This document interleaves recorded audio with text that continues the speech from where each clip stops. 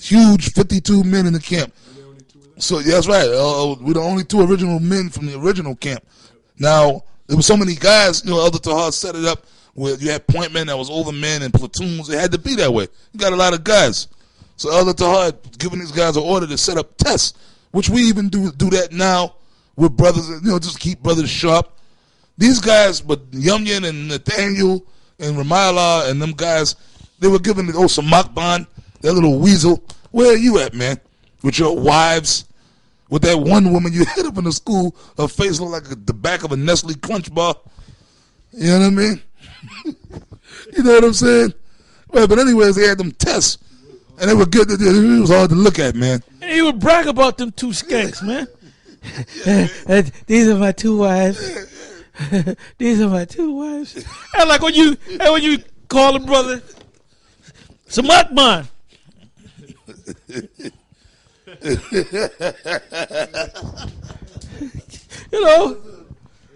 a weasel, man. He's a little weasel. Man, then he started, I make garments. And the damn garments, kente cloth. Goddamn kente cloth garments, man. And then we said, man, we ain't buying. And then they try to give an order. Brothers got to all buy them garments. And then we said, man, we ain't buying them goddamn garments, man. You know what, you guys, they called us rebels. And as Elder Tahar said, we were rebels. Rebels in righteousness, man. We wasn't being rebels to be demons.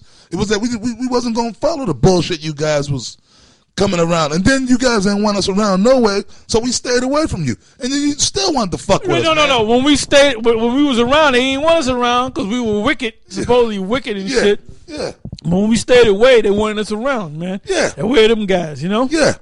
And there was a point, man, where that One West was so screwed up that we didn't even go, man. So I ain't going over there, man. We were telling people not to go to that school. Yep. And we had one dude, because back then we had the oil tables, and we had this guy named David. He used to live up in the Bronx, and he used to come by the oil table, and we used to teach him. And he wanted to know, well, where can I go and learn this knowledge? And we told him, no, you don't want to go to that school, because we told him about the school, but then we told him you don't want to go to that school. So we were telling certain people were telling him, no, you don't want to, because the school was that corrupt. And when I say the school, I'm talking about 1 West 125th Street. Yeah. We was teaching a brother, man, and we told him, look, brother, just come here and we'll teach you the scriptures, man. Just keep coming to the oil table and we'll teach you the scriptures, man. Oh, I got to say, we taught a lot of people on those oil tables. To show you now, we were out there to try to make money, but our heart was so into the truth, so much into the knowledge. We were doing a lot of teaching. Sometimes it seemed like we're doing more teaching on the table than selling.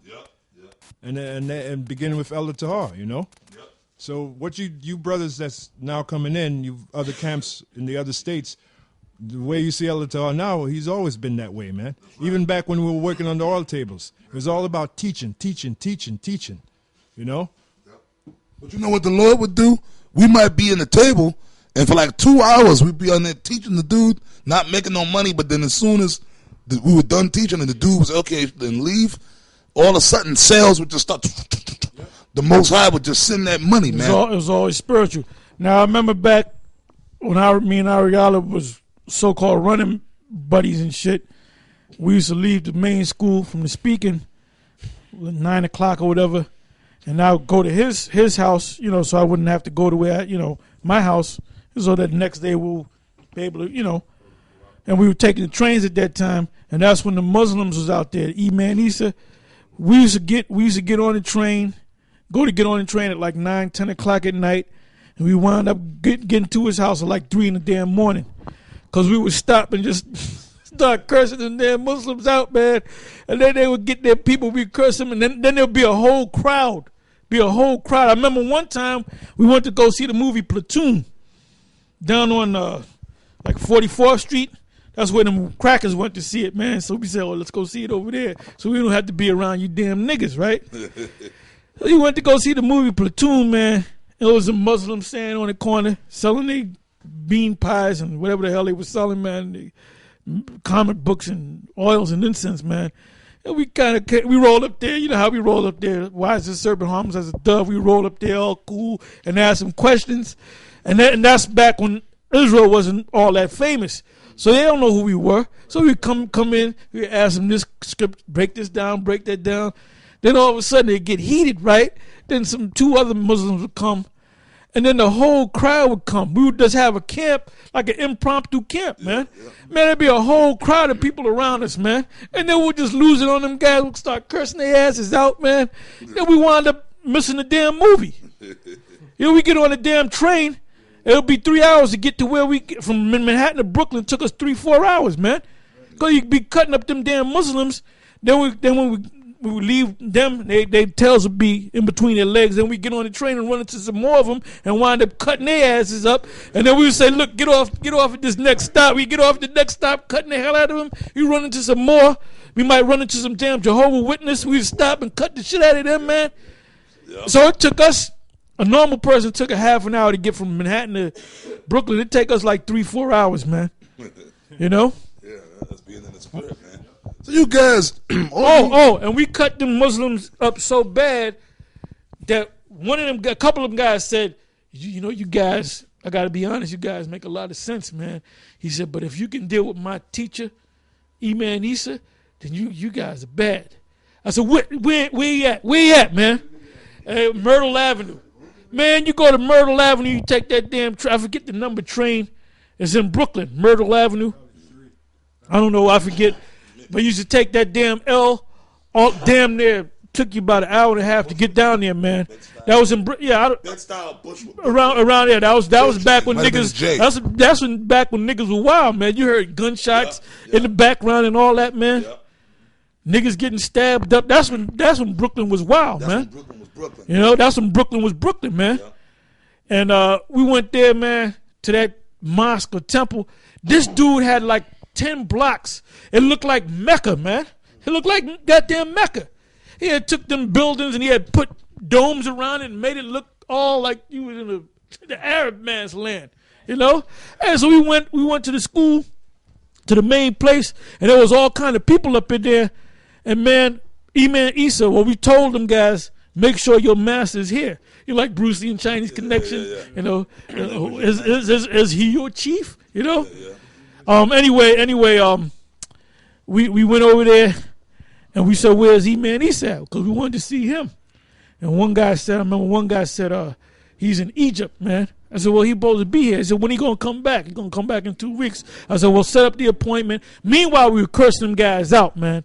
We were cursing out the whole congregation. And 2 weeks later, we were keeping in contact with him on the phone. And we said, look, can we bring a camera? No problem, you can bring a camera. Can we bring a cassette tape? No problem, you can bring a cassette tape, right? So we keep confirming it for the week, right? Is he going to be there on Sunday at 2 o'clock, blah, blah, blah. And that's when Lahab came, Shaw, who I think Ariala came. Well, Ariala was with me. That's when me and him was together. Barak came. So we went down there and we called an hour before saying, is Iman Issa there? Yes, he's here. I'm reconfirming. Can we bring the camera? Nope, you can't bring the camera. I said, wait a minute, you told us all week. Well, I don't know, for some reason you can't bring the camera. I said, what about the cassette? No, you can't bring that either. You know, for some reason, and blah, blah, blah. So we came down. They had a camera set up, a big camera set up and all that. And I think they went to Shaw first. And Shaw really didn't know how to deal with him, man, you know. And Shaw was kind of mumbling a little bit, you know, because he didn't know. He was overwhelmed because there were so many Muslims around. But my thing was, man, I'll eat all your motherfucking necks out. You know, that's how I was thinking, man, you know. Like that rabbit in the Holy Grail. Remember that damn rabbit eating out there? That was my attitude, man. You know, and I was a killer rabbit, man. You know, going from one neck to the other, you know. But anyway, they went to Shaw, then they went to Lahab, and Lahab was dealing with the guy, and then Lahab used to wear his garment, but it was a gi, but he just put fringes. And then this guy, Iman Issa, said, oh, you supposed to be a man of the Lord wearing a karate gi? And then Lahab looked, troop, I'll come up there, and Lahab kind of lost it, man. And I said, Lahab, man, Lahab got all, you know. And then it came to Ariala, and then it came to me because I grabbed the mic, and then Iman Issa said, no, not him. I wanted to talk to him. I want him to get the mic. So Ariala kind of cut him. Then it came to me, man. And then I went to talk and nothing came out. The dude because I was following Yeshaya with the books. I had this big book bag, right? And I brought all them books out like one by one. I like stacked up damn near the Tower of Babel with books. And I was looking dead at E-Man Eason, man. You know, pass me the next book, brother. I was looking dead at this dude. You know, I had the ram's horn. You know, I had. Every time I put a book down, you know.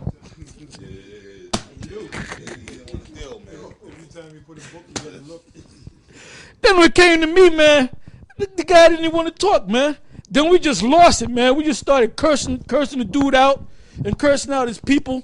And I said, the Most High gonna put all you niggas to death.